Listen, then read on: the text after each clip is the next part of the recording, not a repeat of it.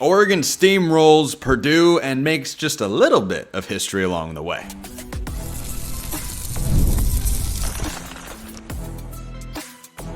You are Locked On Ducks, your daily podcast on the Oregon Ducks. Part of the Locked On Podcast Network, your team every day. That was really, really fun and relaxing. Yes, it is that time once again for Locked On Ducks. I'm your host, Spencer McLaughlin. Thank you so much for making this your first listen or your first view post-Oregon thrashing Purdue, part of the Locked On Podcast Network, your team every day and your number one source to stay up to date with the Ducks. This episode brought to you by our friends at FanDuel. Place your first $5 bet and you'll get started with $200 in bonus bets guaranteed. Visit FanDuel.com to get started. Reacting to the biggest plays, there weren't a ton of them in this game, and it wasn't the best game from, shall we say, a production and logistics standpoint. That's all coming up on today's show. This was a great game for Oregon's defense. They pitched their first shutout since 2012 against Arizona, a game that was a top 25 matchup at Autzen Stadium once upon a time. Avery Patterson had a pick six, if memory serves. I believe I'm correct in that. First road shutout since the early 90s against the Beavs. So literally a semi-historic performance here for the Ducks. It's the first shutout of the Dan Lanning era. He and Tosh Lupoy were high-fiving, shaking hands after the game, and indeed they should have, as Cam Alexander intercepted the final attempt of Purdue to cover the 28.5-point spread, which was where the line closed. Oregon pitches a shutout. Now, this was not the most dominant Oregon could have possibly been on the offensive side of the ball. But quite literally, you can't be a whole lot better on the defensive side of the ball than allowing 0 points, forcing a couple of turnovers. That defense once again flexed its muscle. It once again looks like the sort of defense Oregon fans got visions of when Dan Lanning was hired from Georgia. And at the end of the day, they sack Ryan Brown 3 times. 10 total TFLs in this game. A lot of different guys got in. We saw a lot of young players, guys like Elijah Rushing and Aiden Breland. Tioni Gray made an awesome play. Terrence Green made an awesome play. The defense was just fantastic. The run defense wasn't always stifling. Oregon was actually outrushed in this game, 208 to 131. Oregon's rushing offense in the second half really wasn't there, and this was a Purdue rushing attack that struggled all season long, and Oregon only goes for 131, but that's all you need when the defense is as good, not just start to finish on drives, but situationally. Purdue in this game on third down, 0 for 3 on fourth and 4 of 12 on third. I almost read those stats backward, is why I went to fourth down first as I perused the box score here. But 4 of 12 on third, 0 of 3 on fourth. Those are great situational numbers. Oregon got off the field. The offense came out guns blazing and scored on the first 3 drives, and then they stalled. And this game very much felt like the UCLA game from a couple of weeks ago, where Oregon's a better team.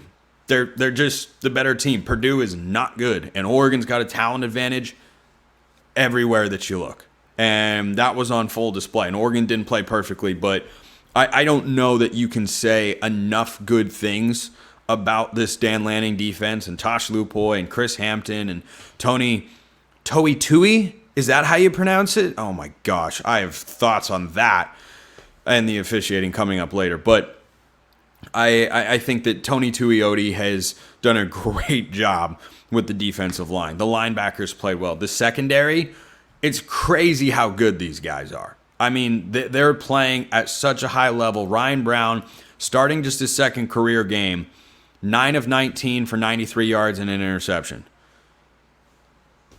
Plus, they forced a fumble late in the first half when Purdue was trying to hang on to some form of life. Yeah, zeros across the board. That's about as good as it gets. In fact, it is as good as it gets. And, I know Purdue averaging over 5 yards a carry. It isn't amazing. At the end of the day, what Purdue was able to do, from what I saw, was they ran the ball down the field when they were closer to their own end zone. As they got closer to Oregon's end zone, the Ducks crept up a little more. They sold out for the run a little bit harder. And then anytime Purdue had to throw the football, there was just nothing there. Jabbar Muhammad had a fourth down pass breakup. like it was just a holistically sound defensive effort across the board. And you allow 200 yards on the ground and yet under 300 or just over 300 yards of total offense. It's outstanding. It was an outstanding game for the Oregon defense. And Derek Harmon, man, he and Mateo are picking up the slack for Jordan Birch. Last week, this week, every week. I mean, they haven't been good. They've been great. And they might even have to get an adjective different and more extreme than great, because those guys are everywhere. I was watching this game with my brother, and we're just noting when the game was, still kind of in doubt technically. Derek Harmon is in the backfield on every single play. Like, PFF is not making up the numbers about Derek Harmon. This dude is living up to the billing, and then some. Like, when he transferred over from Michigan State in the spring transfer portal window, I thought, okay, Oregon's got an impact player. I think that solidifies the defensive line. That's probably a guy who's going to start this year. I didn't realize Oregon was arguably getting their best defensive lineman. And there was no Jordan Birch in this game. There was no Terrence Ferguson in this game. There's still been no Jalil Florence. Jordan James didn't play at all in the second half. I'll talk about that and a couple other things in the second segment. But you're seeing the value every single week of the way Oregon has recruited and brought in guys from the portal in the last couple of years. Because you are seeing not just the depth, but the depth of high-quality talent show up every single game. For a lot of teams, if you lose a player of Jordan Birch's caliber, there are only, I think, 5 to 10 programs in America that could lose a guy who you would say is your best, most impactful, most productive defensive lineman, and feel like there's almost no drop-off. Like, Oregon's defensive line dominated that game. Tosh Lupoy brought pressure a couple of times in key moments, including a fourth down in the first half. I think it was a 4th and 11, and he brought the blitz and forced the pass early, and the tackle was made. I think it was by Jabbar Muhammad chasing down the tight end, who's a good player. And I'll just remind Oregon fans, if you didn't hear it earlier this week, just remember the name Max Clare. Just remember that name for the offseason. And when Oregon perhaps goes shopping in the portal for a tight end, remember that particular name. But Oregon took him away, and he'd been their best receiving target this year. And the Purdue wide receivers that don't have a ton of hype, and the passing game has not been super consistent. The offense hasn't been great.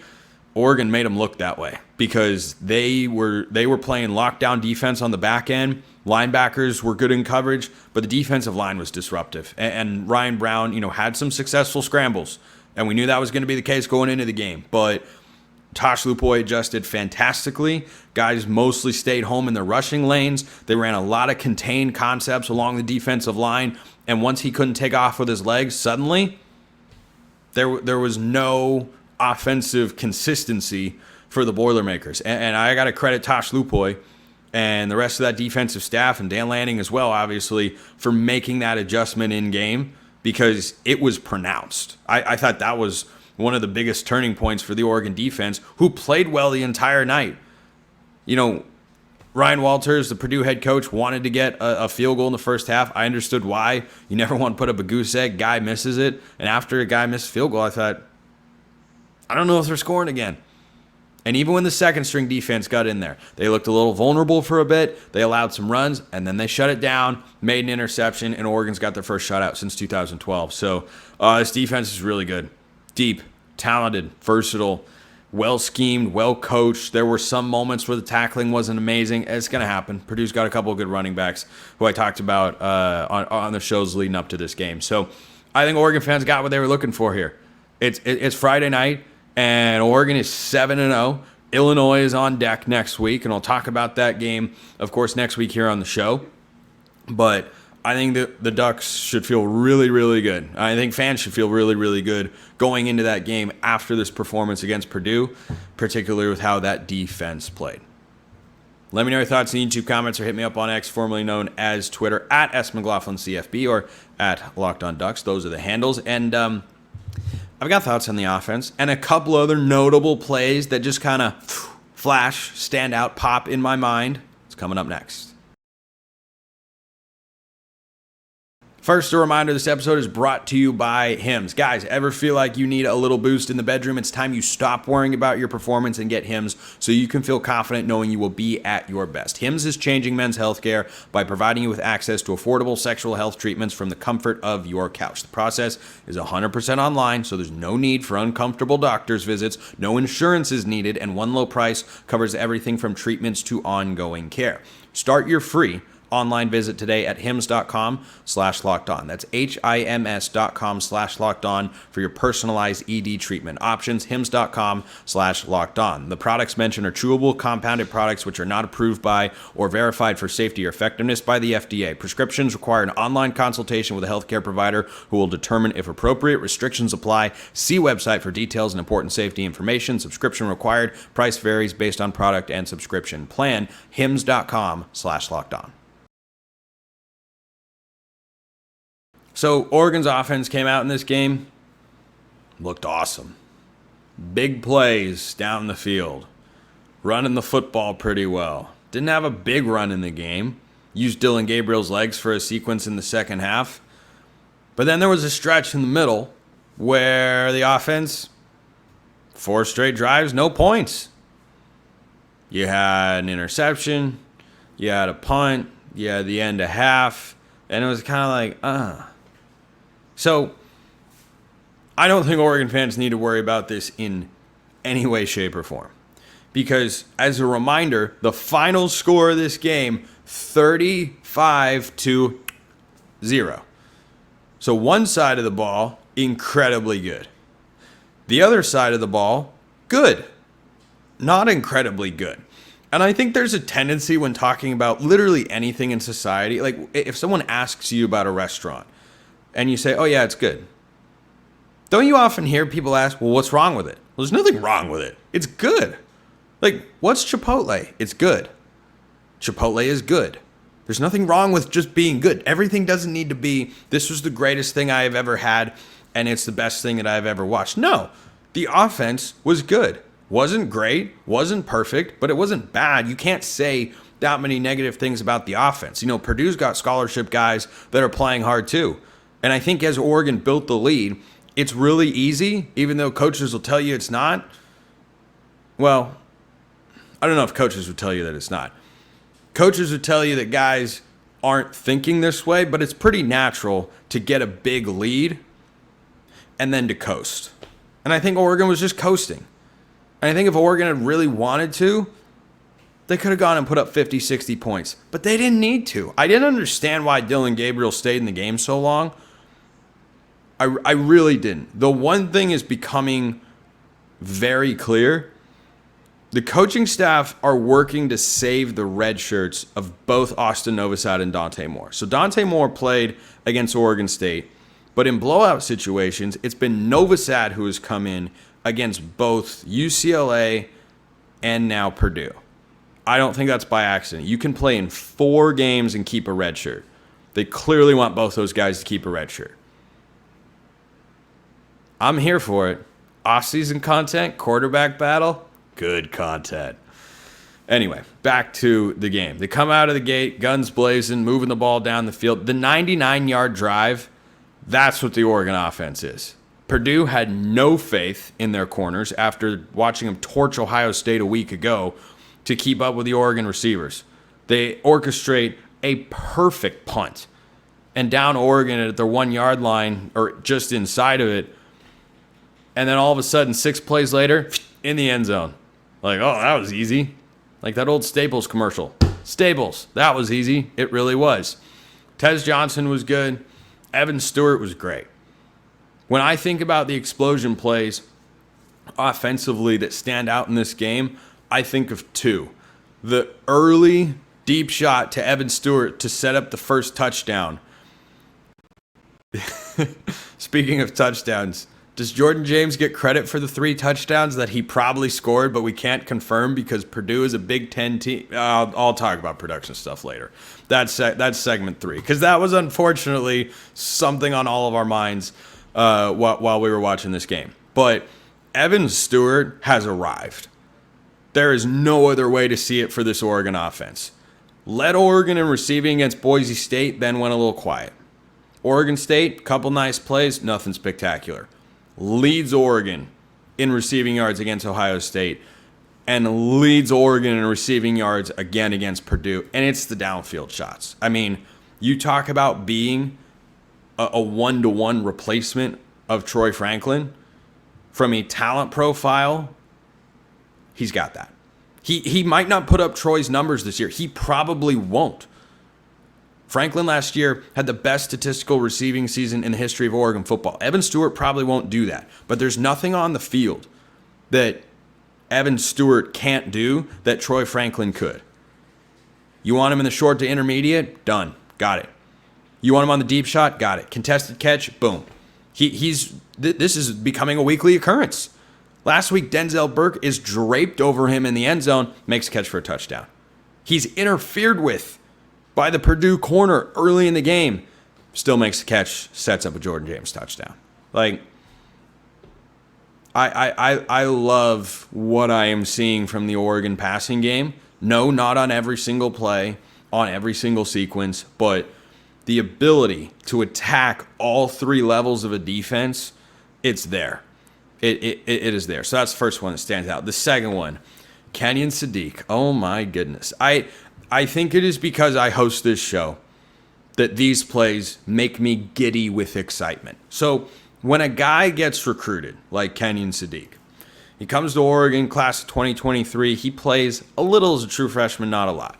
And Will Stein was asked about him in the offseason, and you figured, based on that response and just kind of natural progression of college football players, hey, Kenyon Sadiq's going to have a bigger role. Well, no Terrence Ferguson. Sadiq stepped up big time. I want to shout out Roger Saliapaga as well.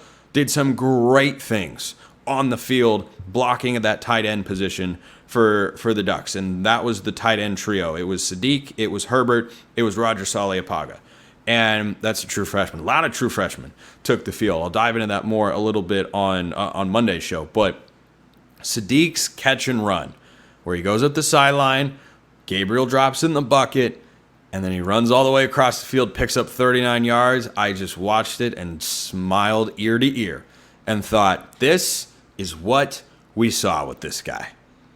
And I wasn't frustrated at the lack of involvement with Kenyon Sadiq throughout the course of this year. He's been a weapon. They've got packages in place for him. They weren't able to execute the screen on 2nd and 14, I think it was, or else he would have had a really, really big play. But his ability to run after the catch, he doesn't look like other tight ends. And T-Ferg is phenomenal after the catch. They said on the broadcast that Terrence Ferguson was out with a sickness. I don't know if that's just kind of the PR answer or if it's 100% accurate. Whatever it is, I do not expect the Terrence Ferguson injury to be serious. I can tell you that, but we don't know specifically what went down there. But there was no drop off. There was no drop off there, and Gabriel once again did a decent job spreading the ball around. But like this was just one of those games that, you know, coming into it, I said, hey, what's the biggest test for Oregon? Well, after the biggest win of the Dan Lanning era, how do you respond? How do you came out of the gate guns blazing? Touchdown, stop. They scored 3 touchdowns, but of course they just got credit for the one. But at least it was Jordan James. So I don't think that Oregon could have handled this game much better. There were a couple moments I'm sure people will point to, but I mean, I was just having fun watching this game. I was like, hey, this is exactly what I was looking for. Hey, look, bunch of young guys are getting into the game, and I'll talk about them more next week. But those explosion plays from the offense really stood out to me. And, you know, if there were any others I missed you want me to talk about, or players, anything, drop it in the YouTube comments below or hit me up on X, formerly known as Twitter. I have many thoughts about some production elements in this game that were unacceptably bad. And you've got a right to be frustrated. That's coming up next. Coming up right now, FanDuel. NFL fans, you can start the season with a big return on FanDuel. Oregon covered. Oregon covered. Here I am again, 1-6, picking Oregon games against the spread. I am very good so far at picking Oregon's point total. I thought they'd score 34. They scored 35. So make of that what you will. But FanDuel is America's #1 sportsbook, no matter what you think. So when you get a hunch in the middle of the game, you can check out the latest stats, view live play-by-play, and so much more on the same page where you place your bets. You'll get started with $200 in bonus bets, guaranteed, when you place your first $5 bet. So if you want to bet college football, if you want to bet the NFL, if you want to bet Oregon games, it's all over there at FanDuel.com. They're America's #1 sportsbook, and they're over at FanDuel.com. Rough day to be in the Big Ten. Now, the announcers are not Big Ten announcers. Tim Brando, unacceptable. That's unacceptable. As someone who does play-by-play myself, it is unacceptable to butcher a starter's name. It is one thing.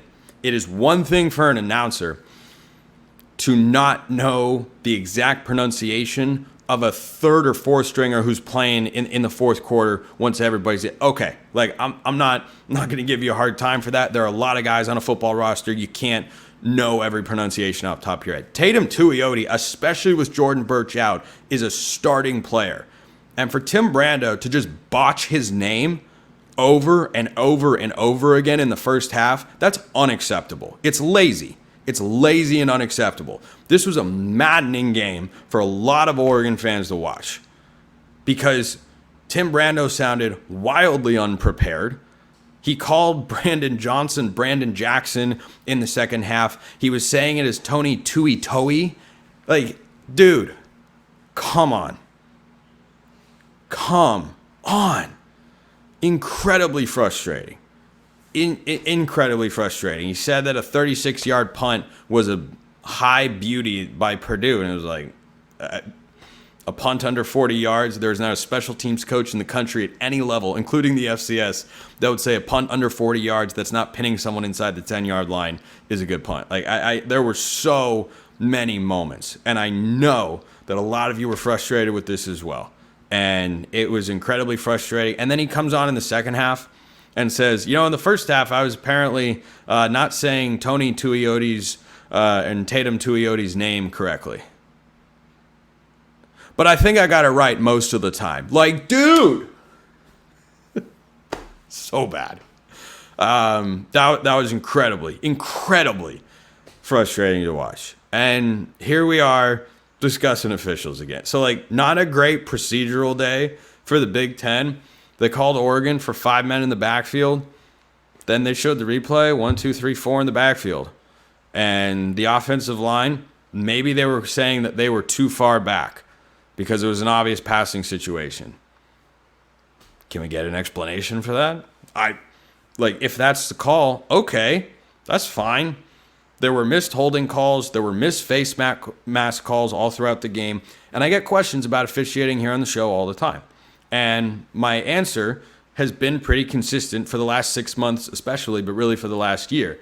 Whether Oregon is in the Big Ten or the Pac-12, you should not expect officials to be good. They have a really hard job, and we have enough data to know at this point they're not capable of doing it very well.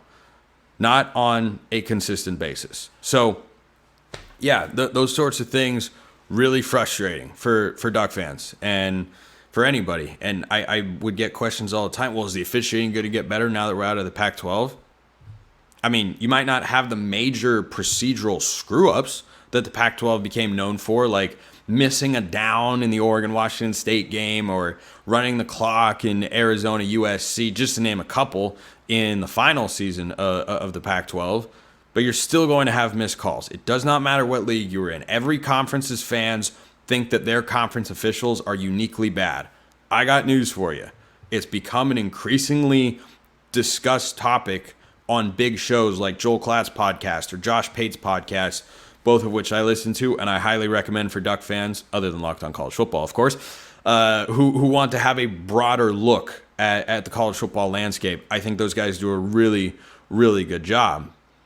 They've talked about it more this season because it's just become increasingly clear. They're not good. They missed a bunch of holds. I don't think there was a holding penalty the entire game. Now, that also is probably why Oregon had a couple sacks and 10 TFLs, because the Purdue guys weren't holding them. But I saw several early in the game. Heck, I saw a couple calls that went Oregon's way. They missed 2 face mask penalties against the Ducks. Like, it's not a one-way street. So, not a great look for the Big Ten, broadly speaking, that, yeah, we've got television partners with Fox, and he's out there butchering names left and right. And I did not think the quality of the broadcast was very good. And then here's the other one. This is a Big Ten football game, and you don't have a camera shot directly down the goal line? We're trying to figure out on various angles, is Jordan James in the end zone? Where's the goal line cam? Where's the pylon cam? What are we doing here, guys? You just signed a new media rights contract for, 8 years or whatever it is, and $1 billion. That's hundreds of millions of dollars a year those media companies are paying to broadcast these games, and you don't even have straight camera shots going down the line? What are we doing? What are we doing? It's one thing if you're at a small college and you don't have the money or the equipment. Look, I understand that sort of stuff can happen. This is the Big Ten. I think this is frustrating to see for Oregon fans with, the officiating. And did it feel, this is only funny because Oregon's 2-0 in their last 2 games. Did it feel like the officials saw the missed replay review against Ohio State in the first quarter with the interception and almost went, we should probably make sure we review every chance we get? And then at one point during the game, Mike Pereira, the rules analyst, longtime, Fox NFL rules analyst in college football as well, he's talking, he says, well, anytime there's a change of possession, you're going to get a replay review. Like, Mike, read the room, buddy. Read the room. You either didn't know that play happened, or you do know it happened, and you're just gaslighting us. I tend to think it's the first. Mike Pereira seems like a good guy. Santa Clara alum. Shout out the Broncos. But, that sort of stuff, it just compounded it for me. And I'm sure many of you felt that way as well. So, rough look for the Big Ten. Between the officiating, the lack of camera angles, the broadcast crew, it was not a great experience. The good news is it was a great experience to watch Oregon's defense just absolutely thump Purdue. Just put them in their place. This is not, these two teams, not on the same level. We got to see a bunch of young guys get in the game. Jay Harris looked awesome. I'm going to talk about him more next week. He'll definitely be one of my individual standouts for that segment on Monday or Tuesday show, depending on how many mailbag questions I get. But look, that was more of a negative tone for what was a really, really good game. Oregon played great. Got out with any further major injuries. Jordan James was on the sidelines, looks to be okay. Noah Whittington did a good job in his absence, had the crazy touchdown catch. I'll talk about him more next week as well. But Oregon got in, took care of business, got out. Good teams win. Great teams cover. Oregon covers. And they win 35-0. Again, first shutout since 2012. First road shutout since 1992, I think it is, since Oregon did it to the Beavs. So pretty impressive stuff from Dan Lanning and company. And I think Oregon fans should feel really good going into Illinois next week. I've got full faith in the offense. I've got even more faith in the defense. I have minor faith in special teams. Appreciate everyone listening. I'll see you next time. Have a wonderful rest of your day, and go Ducks.